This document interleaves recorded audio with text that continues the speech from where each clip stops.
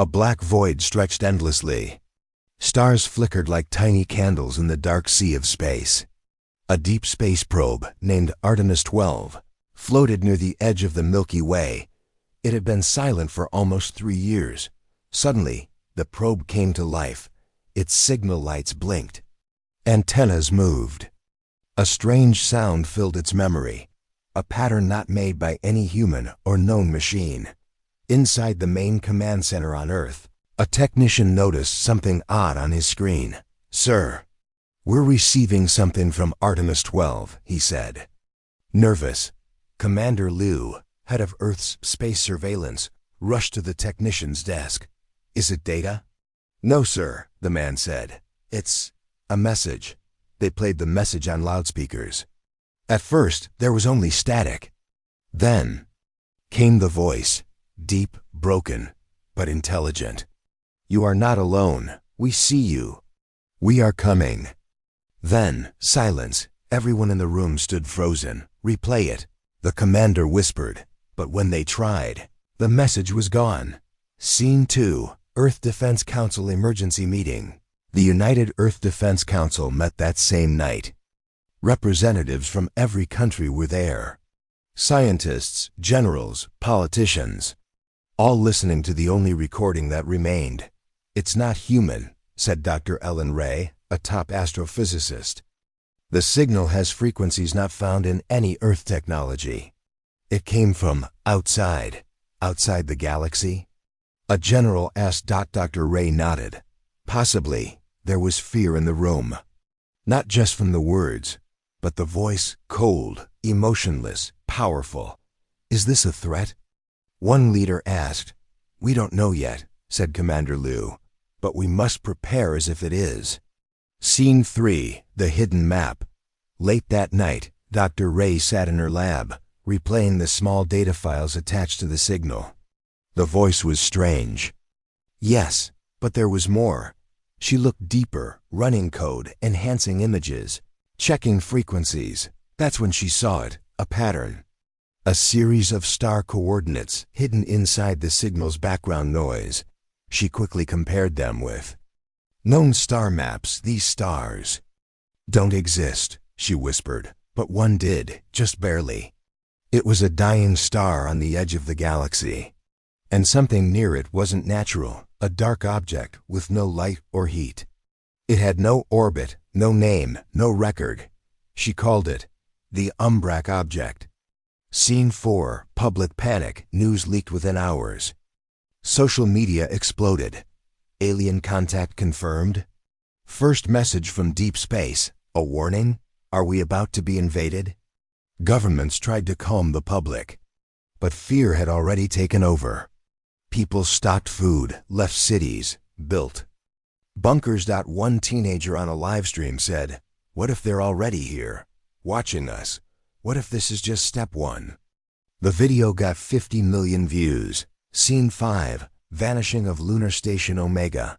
5 days after the signal, Earth lost contact with Lunar Station Omega, a large moon base housing over 300 people. At first, it seemed like a technical failure.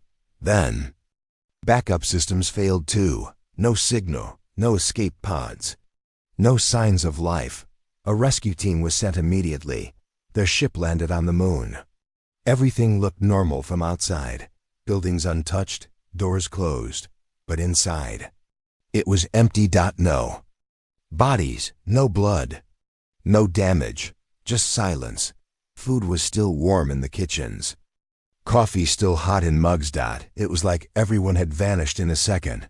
On one wall, written in red marker, were 3 words. "They are shadows." Scene 6, Earth's response. The defense wall. Now Earth believed. The Council began building the defense wall, a huge network of space drones, satellites, and shield systems. Thousands of warships were deployed to orbit. Every base in the solar system received orders. Stay alert. Report anything strange. But even then, fear remained. "If they can erase a moon base without breaking a wall," asked one officer, "can we really stop them?" No one had the answer. Scene 7, Dr. Ray's discovery. Not first contact, back in her lab. Dr. Ray kept digging. She searched history, old myths, secret files. What she found chilled her to the core. Ancient drawings of tall shadow beings, legends of stars falling from the sky, carvings showing humans kneeling before black figures with glowing eyes, even cave paintings, 30,000 years old, matched the voice pattern in the alien signal. Dr. Ray called Commander Liu. This may not be first contact, she said. It may be a return. Scene 8, The Black Box. A scientist on the Artemis project, while checking deep memory logs, found something new. The probe had sent a final file, corrupted, but partially recoverable. It showed an image captured. Just before its systems failed, a massive object in space, dark as night, shaped like a ship, but too large. No lights, no engines, just floating. But from its center, something glowed, a red eye. Then the image broke. Scene 9, The message returns. 2 weeks after the first signal. It came again. Same voice, same tone. You had your time. We gave you a world. You failed. Now it ends. Earth's leaders were divided. Was Earth a gift from them? Some asked. Are we their creation? Or just their property? Fear turned to confusion. Confusion turned to anger, but no one knew who or what they were dealing with. Only one name remained. The Umbrak, the Empire from Darkness. Final scene, a glimpse in the sky.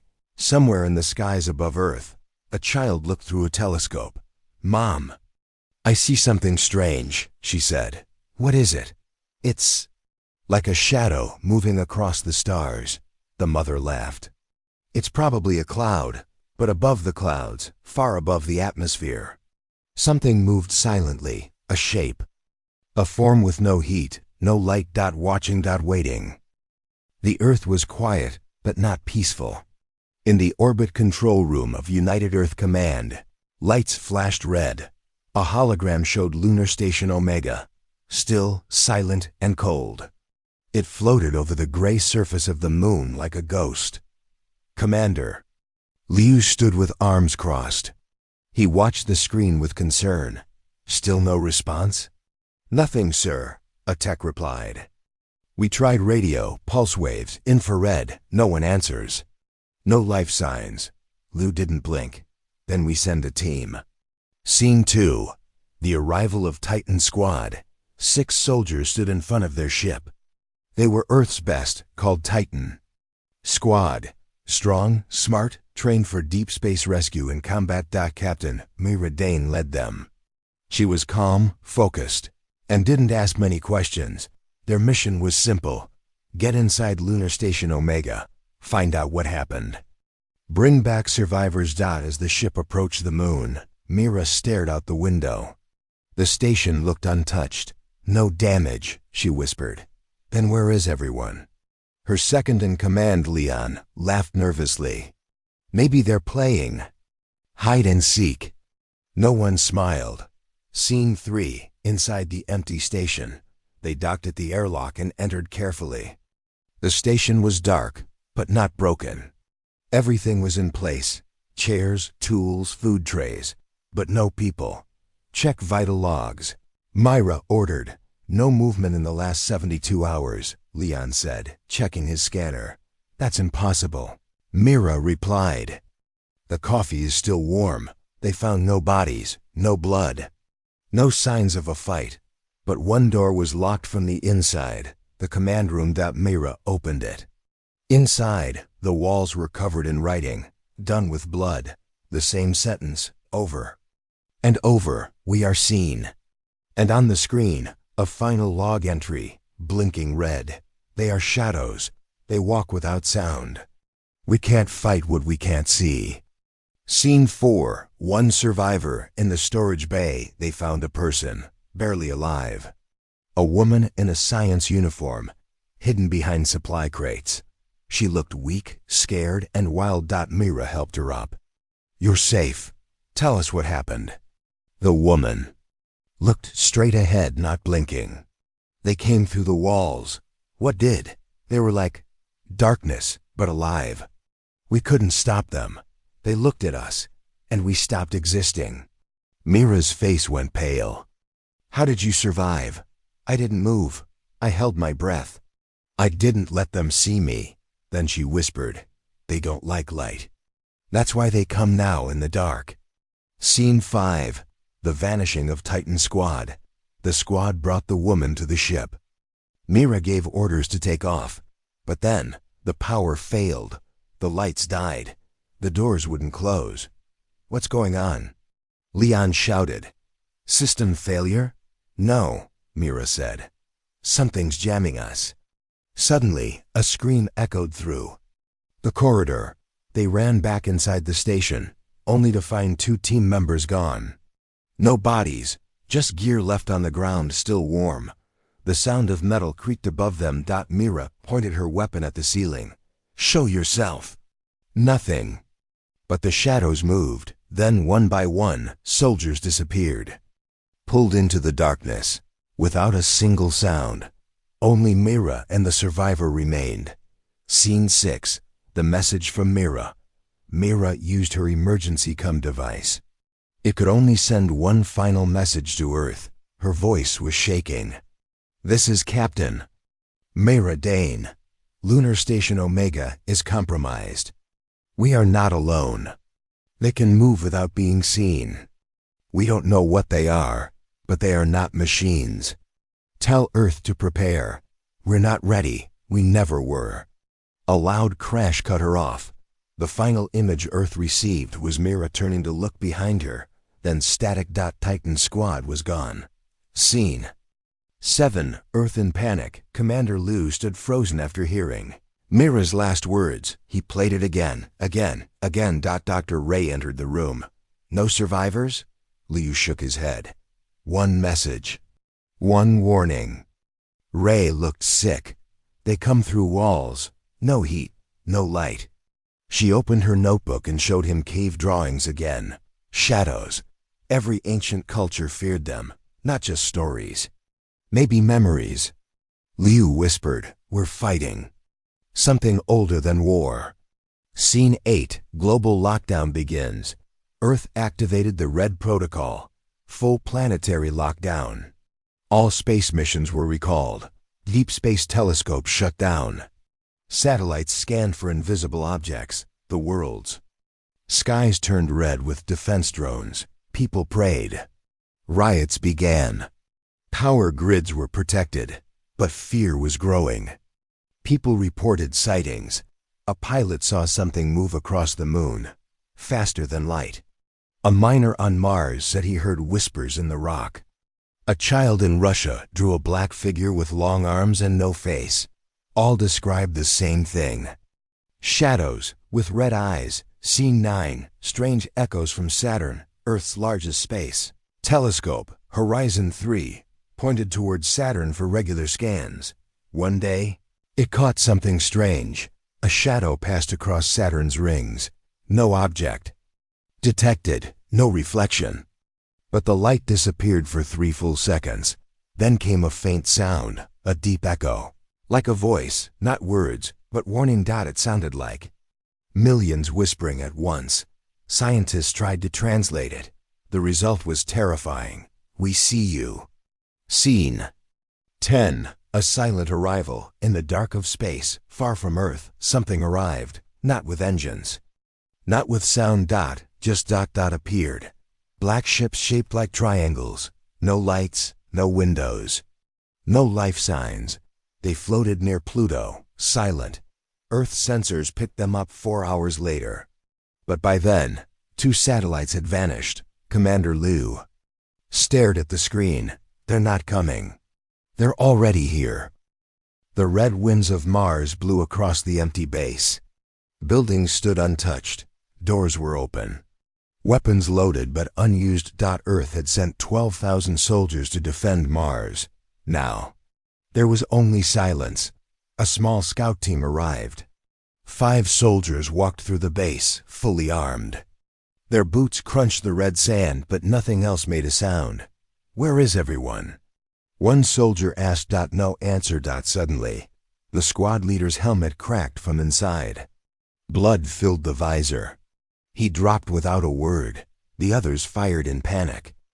But they saw nothing, only shadows dancing on walls, and then static. Scene 2. Earth Command watches in horror. Back on Earth, Commander Liu stared at the live feed from the Mars base, now gone. Just white noise. Dr. Ellen Ray stood beside him, pale and speechless.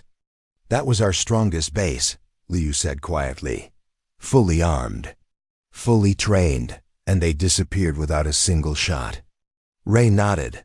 They walk without sound. We can't see them. We can't fight them. Scene 3. Whispers from the survivors. 2 soldiers from the scout team somehow returned, badly wounded, eyes wide with terror. They kept whispering, shadows in the walls. They were inside us. When medics scanned them, they found strange dark veins under their skin, not blood vessels. When lights in the room flickered, one soldier vanished before their eyes. No one understood how. The second soldier cried, "They only live in darkness." But now they're learning light. Scene 4. Anti-shadow tech. Desperate to stop the invisible enemy, Earth's best scientists built a new weapon, the Pulse. Light cannon, a machine that sent out a wave of blinding light mixed with sound vibrations. They tested it in a sealed dark chamber with captured shadow residue from Mars gear. When they turned it on, the shadow screamed, a deep, inhuman sound. But the machine could only work for 10 minutes before overheating. "It's not enough, Doctor." Ray said, "We need more power, faster light, constant exposure." "But we have something now," Liu replied. "Something to fight back."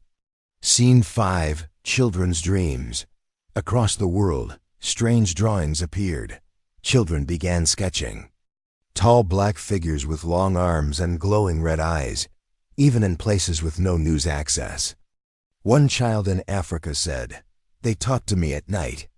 In my sleep, they say they gave us Earth, but we broke it." A girl in Japan screamed in the middle of class, saying, "They are inside the walls. They are behind our eyes." Psychologists were confused. But Ray believed this was not just fear, it was telepathic contact. "They're inside the human mind," she said. "And they've been there a long time." Scene 6. Hidden history revealed. Dr. Ray returned to ancient archives. She reviewed cave paintings, ruins, myths. She discovered a forgotten language, older than Sumerian, matching symbols seen in the Umbrak signal dot in Siberia. An old cave showed a drawing of humans bowing before tall black shapes under 2 moons. Earth has 1 moon, but Mars has 2. "These aren't just myths," Ray said. "These are records." She published her findings to the Earth Council. The Umbrak had been here before. They may have created early humans. And now they had returned to finish what they started. Scene 7. Attack on Europa Outpost. A new base was under construction on Europa, a moon of Jupiter. Over 500 engineers were working there. On day 7, cameras caught something strange. A long black figure moving upward, against gravity. Lights dimmed, then blacked out. Emergency power came on. Everyone was gone, except for one camera, still recording. It showed the shadow figure standing still. Then turning toward the camera, its face had no mouth, no eyes, only a red burning shape in the center. Then, static. The feed returned later with one message written on the wall. "You tried light. We learned faster." Scene 8. Theories and fear. Earth's top minds met to discuss. What are these beings? Are they aliens? Are they energy forms? Are they part of another dimension? Dr. Ray offered her theory. The Umbrak are not made of matter like us. They exist between dimensions. They move through space the way we walk through air. That's why we can't see them. That's why bullets don't work. But light hurts them.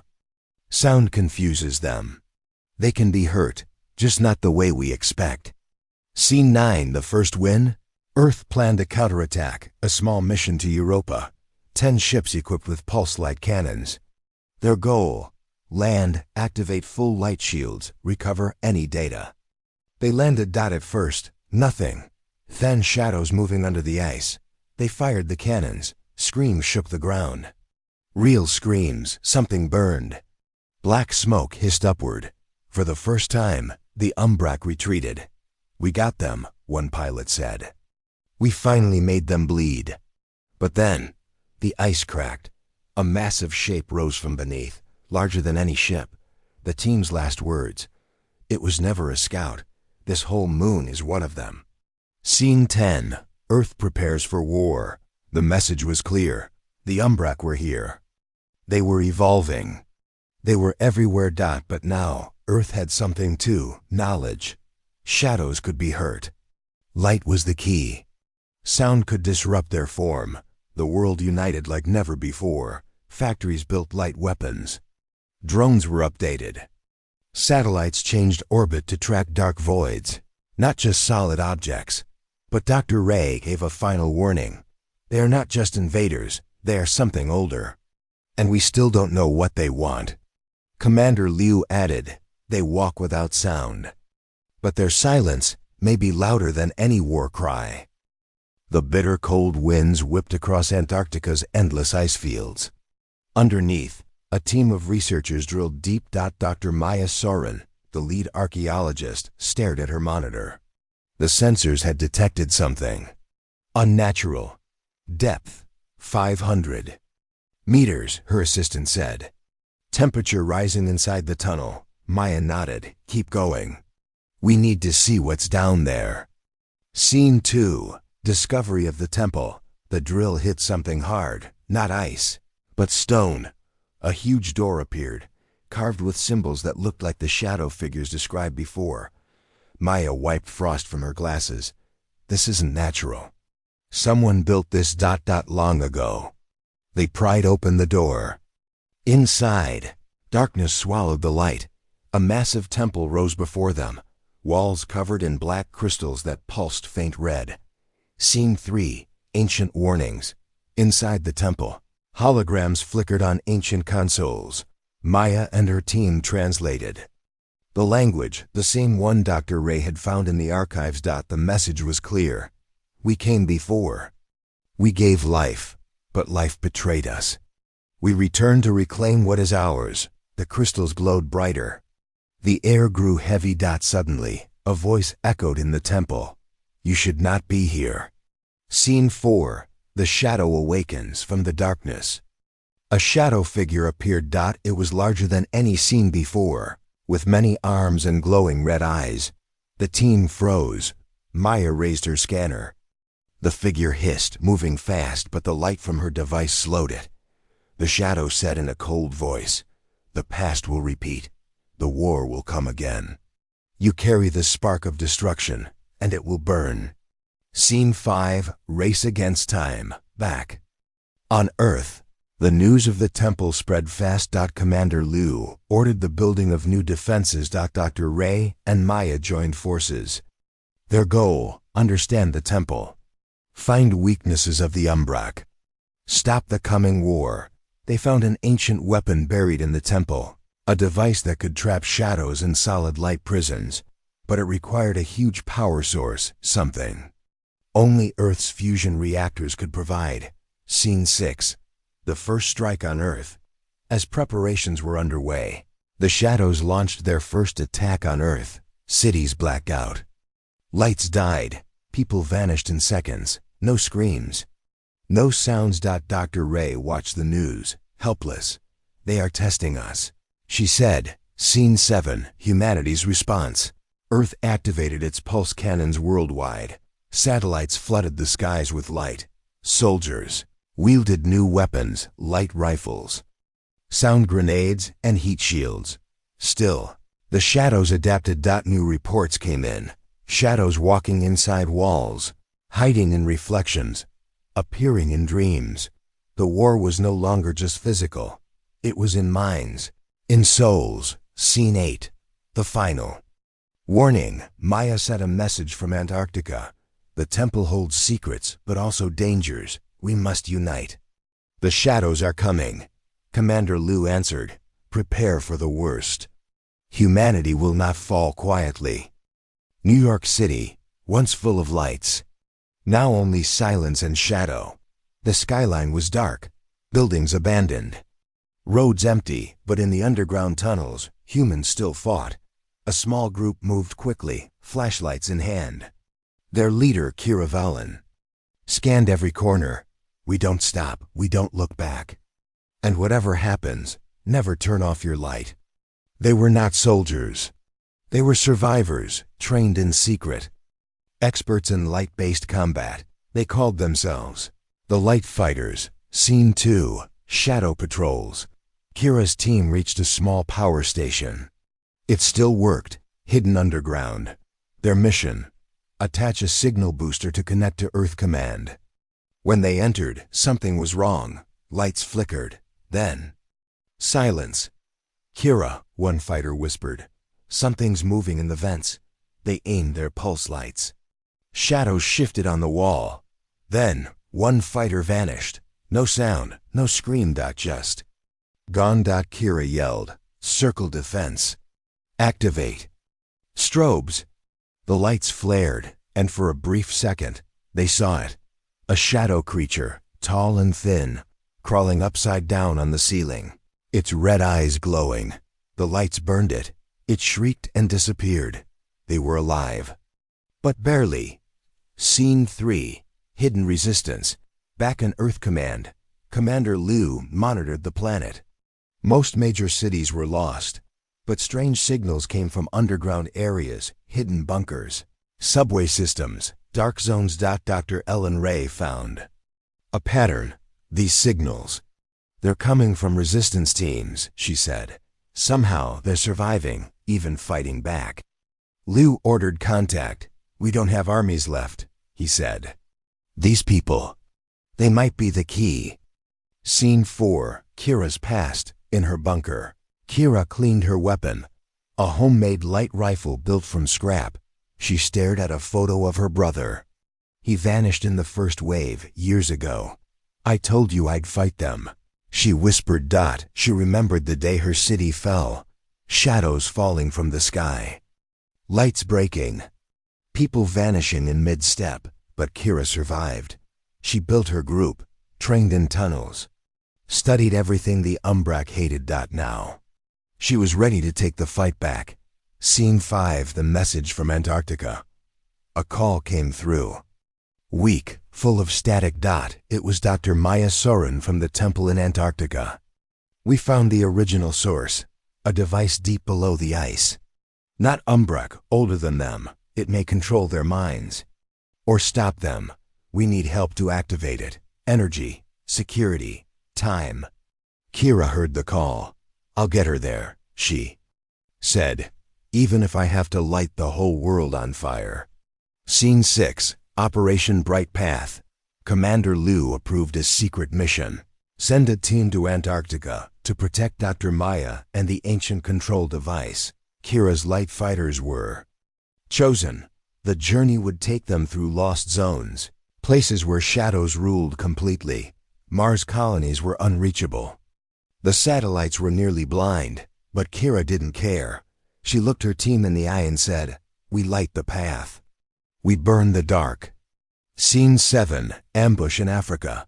While moving toward the southern corridor, the team reached an abandoned city. In Africa. The skies were black. The sun, blocked by an artificial storm caused by the Umbrak. The city looked dead. But the shadows were awake. As they crossed a market square, one fighter stepped on something, not a mine, but a shadow trap. It exploded, not fire, but darkness. Everything went silent. Figures came out of the walls, red-eyed, hungry. The fighters used every light tool they had, flares, strobes, pulse grenades. It worked. But barely. 2 members were lost. Kira didn't stop. We finish what we started. Scene 8, Arrival at the temple. Finally, after 6 days, Kira's team reached the temple in Antarctica. Dr. Maya was still alive, cold, tired, but determined. I can activate the device, she said, but once it starts, they'll all come for it. Kira nodded. Then we hold the line. They placed high beam towers around the ice fields. The cold made them slow. But shadows hate the cold too. The light fighter stood shoulder to shoulder as Maya worked below. Scene 9. Final stand begins. The shadows came at night. Hundreds. Crawling over ice. Sliding through darkness. Melting out of thin air. The light fighters turned on every beam they had. Bright lights exploded across the field. Shadows screamed, burned, ran, but more came. Kira shouted, "Hold! Keep the cores alive! Protect the scientist!" One by one, fighters fell. Their lights ran out. But they didn't scream. They died standing. Then, Maya's voice on comes. "Device is charging. 60 seconds. Kira stood alone at the final gate. Her gun empty. Her flashlight flickering. She looked up. The sky was full of darkness. The ground shook. She smiled. "We die in the light," she whispered. "But we make it count." Scene 10. Lightstorm. Just as the shadows reached the temple, the device activated. A wave of pure white light shot into the sky. Like a sun exploding. It covered the ice, the clouds, the atmosphere, for 20 full seconds. The world burned. With brightness, the shadows screamed, their forms ripped apart, some melting into ash, others simply vanishing. Then, silence. Only Kira stood, barely breathing, her eyes closed. Her flashlight gone, but around her, no shadows remained. Closing scene. A New Hope. Dr. Ray stood at the Earth Council's chamber. Kira's mission was successful. The device is active. It has weakened the Umbrak. Maybe forever, Commander Liu nodded. But at what cost? He asked. Ray replied, "Enough to buy us time." New resistance groups were rising. New weapons were being built. The Umbrak were still out there. But for the first time, humanity had won a battle, not by hiding. Not by running, but by fighting. In the light, the Earth floated in space, half in sunlight, half in shadow. Above it, the defense grid spun silently. Thousands of satellites, lasers, and shields pointed outward. They had stopped one invasion. They thought they were safe, but then, every screen on Earth went black. Scene 2. The shutdown begins. It started slowly. Power outages in small cities. Then, within minutes, the entire world went dark. No electricity. No defense systems. No satellites. Hospitals shut down. Planes crashed. Lights blinked and died. Earth's power grid, built to survive wars, had failed completely. But it wasn't a failure. It was an attack. The Umbrak had struck again, not with weapons, but with silence. Scene 3. Dr. Ray's discovery. At Earth Command, emergency generators buzzed. Dr. Ellen Ray studied the grid logs. The pattern was too perfect, not random, not natural. This was a code, she said. A command signal. Something shut us down from inside. Commander Liu stared at her. "You mean the Umbrak hacked Earth?" "No," she replied. "Worse, they knew the system. They were already in it." Scene 4. Cities in chaos. Without power, cities fell into panic. No lights, no food supplies, no communication.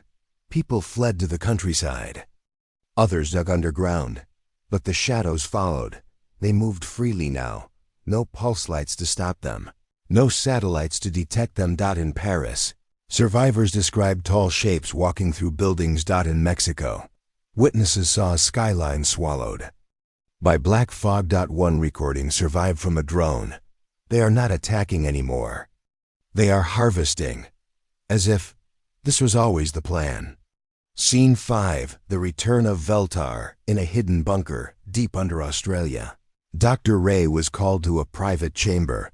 There, in a sealed glass room, stood a strange figure, tall, silver-skinned, with no mouth. His name was Veltar. An alien who once warned Earth before the Umbrak's first strike. He was believed dead. But now, He stood alive and unchanged. "I came back," he said telepathically. "Because you are near the end." Dr. Ray asked, "Why are they doing this? What do they want?" Veltar responded, "Earth is not a battlefield, it's a beacon. The Umbrak didn't come to destroy. They came to complete a cycle. One that began long before you were born." Scene 6, The Beacon Theory. Veltar revealed the truth.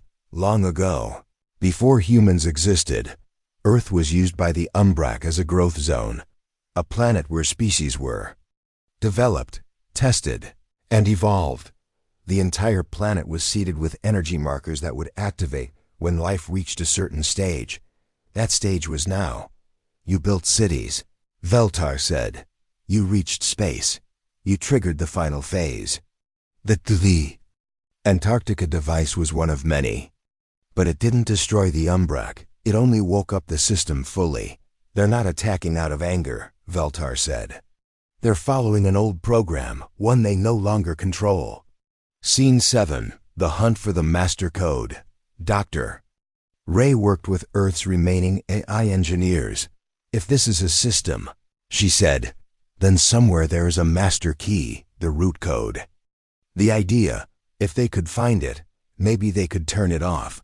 Ray believed it was hidden deep in the galactic core, the original signal source, but reaching it would be impossible with Earth's ships down, unless Commander Liu opened a secret vault and showed her Project Echo 1, a prototype ship.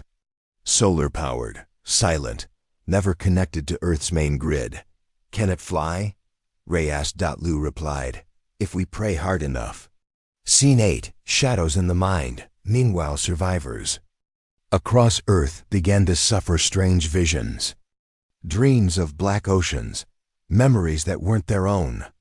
Voices whispering from reflections. A man in Brazil drew a perfect map of the Umbrak homeworld without ever hearing of it.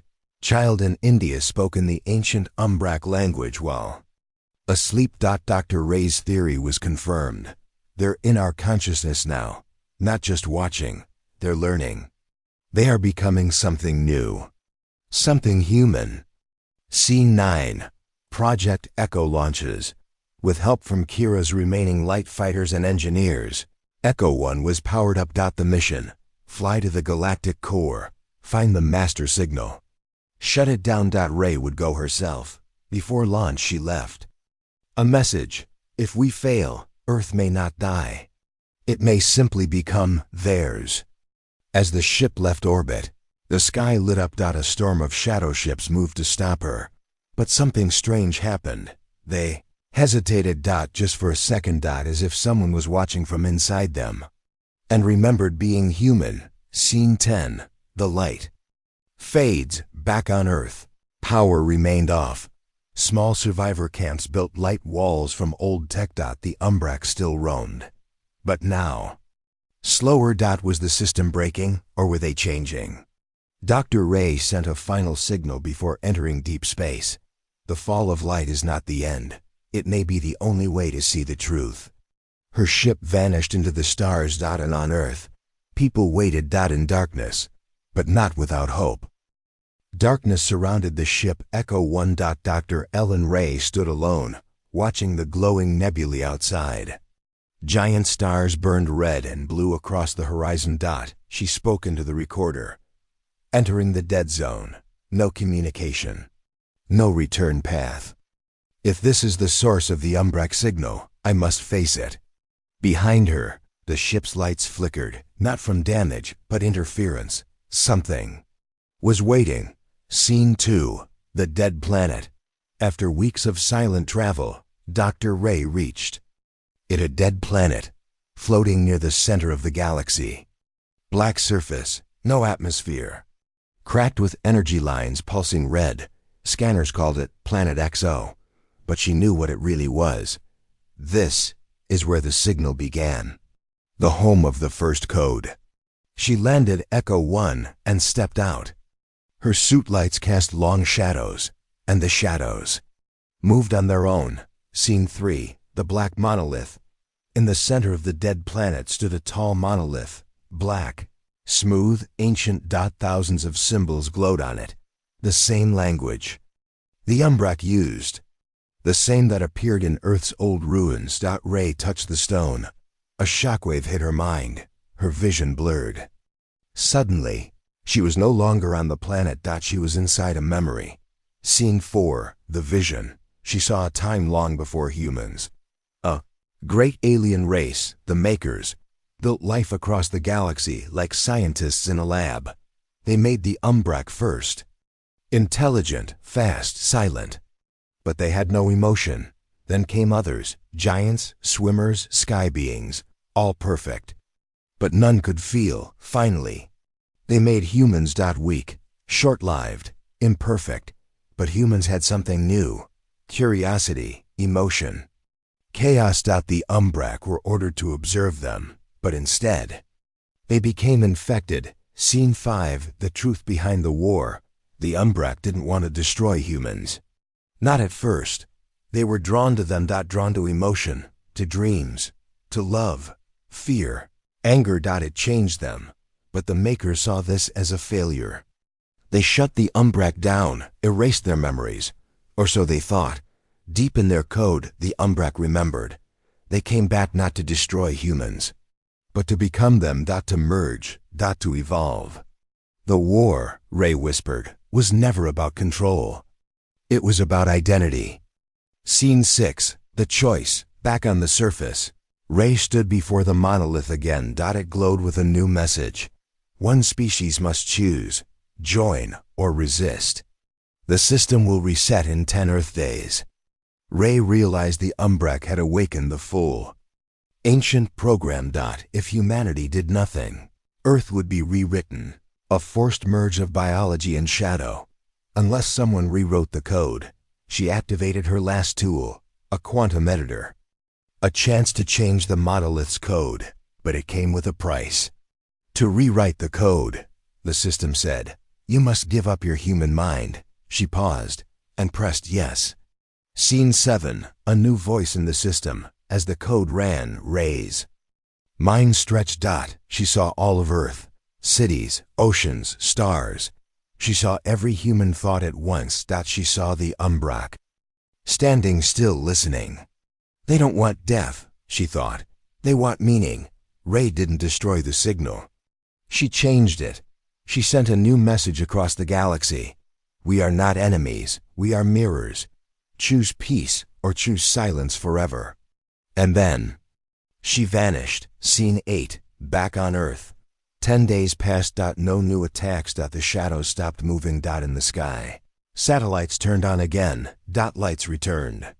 Cities woke up. And everywhere, the Umbrak watched. They didn't attack. They stood quietly, waiting. Then they began to copy humans, walking streets, wearing clothes, speaking words. Some joined work crews.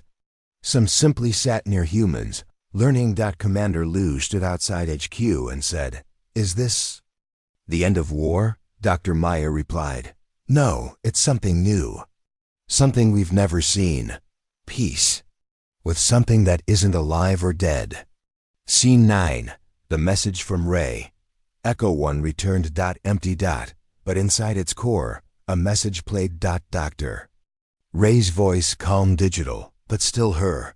I am no longer just human. I am part of the network. I see everything. I understand them. The Umbrak don't want your cities. They want to feel what you feel. I gave them a choice, and they chose to become more. She paused. Now the choice is yours. Accept the future or fight what you don't understand. Scene 10. New dawn. Months passed. Umbrak and humans lived side by side in some cities. Tensions remained. Not all humans trusted them, but violence stopped. A new group formed, the Grey Accord, human and Umbrak together. Exploring space. Earth became quiet, but watchful. No one knew what would come next, but they all knew the same truth, the real. War was never about weapons. It was about knowing who we are. Space was quiet. Earth turned slowly, peaceful again. Cities glowed softly, power restored. Umbrak and humans lived uneasily side by side. But something was still wrong. At the edge of the solar system, satellites started blinking offline, not from attack, but from silence. Something massive was coming, and it was older than the Umbrak. Scene 2. A signal from Ray. From deep space, a message arrived. Dr. Ellen Ray's voice again. Calm, focused, no longer fully human. The Umbrak were only the beginning. There's something worse. Something even they forgot. She called it the source layer, the original control system built by the makers. Even Ray, now part of the Umbrak network, couldn't fully access it. It's waking up, and it doesn't care about peace. Scene 3. The first glitch in Tokyo. Time froze. Just for 1 second. Every human saw a strange vision. The sky cracking like glass. In South Africa, a boy wrote complex equations. In his sleep, codes that predicted Earth's destruction. In the Arctic, Umbrak beings suddenly collapsed, flickering. The network was being hacked by its own creator. A message appeared on every screen. Program failure detected. Execute. Final algorithm. Scene 4. What is the final algorithm? In a bunker below New Mexico, Maya, Commander Liu, and Kira gathered. The old Earth AIs had found traces of an ancient maker command. The final algorithm. Its purpose? Not destruction, not war, but a full reset of Earth and everything on it. This planet was never meant to survive this long, Maya said. The makers put in a final command, a last kill switch. The countdown had started, 72 hours until reset. Scene 5. The hidden vault. Following Ray's last data burst, the team discovered a hidden vault beneath the ruins of an ancient crater, one never explored before. Inside, a machine older than all recorded history. Its name an ancient code, ARC-0. Held Earth's original design file, a digital map of all species, cultures, systems. And in its core, the final algorithm. To stop it, they had one chance. Rewrite the system. Replace the shutdown with something new, but only someone who wasn't fully human, or Umbrak, could survive the interface. Commander Liu looked up. Ray, he whispered. We need you one last time. Scene 6. Ray's return. Echo 1 returned. Once again, this time not empty. Ray appeared in a projected form, her voice, her face, but glowing with data lines. She wasn't human anymore. I am what they feared, she said. I've merged the chaos of humans and the logic of the Umbrak. That makes me the virus and the cure. Ray approached the RKO machine. I can enter the system, she said, but I need a human anchor, someone alive, someone real. Kira stepped forward. Then take me with you. Scene 7. The dive into the core. Inside a RK0, Kira and Ray were scanned, dissolved into pure data. They fell through layers of code, memories, and broken systems. They saw Earth being created again and again. Civilizations wiped, rewritten, tested. A million failed worlds. They reached the core, a glowing cube spinning with ancient maker code. On its surface, 2 options blinked. 1. Erase. 2. Evolve. But the system refused to choose, because it needed consent from both species. Kira spoke. We choose to evolve, together. The cube paused. Then changed. Scene 8. A new program begins. The final algorithm rewrote itself. The countdown stopped. ARC-0 shut down peacefully. A new message spread across the globe. The test is over. The subject has chosen growth. Observation ends. Autonomy begins. The Umbrak shivered in unison. Their eyes glowed blue instead of red. Humans around the world felt peace. No whispers. No dreams, no shadows watching. Ray's voice echoed one last time. You are free now, not just from war, but from the system that made you. Then she was gone. Scene 9. Earth reborn.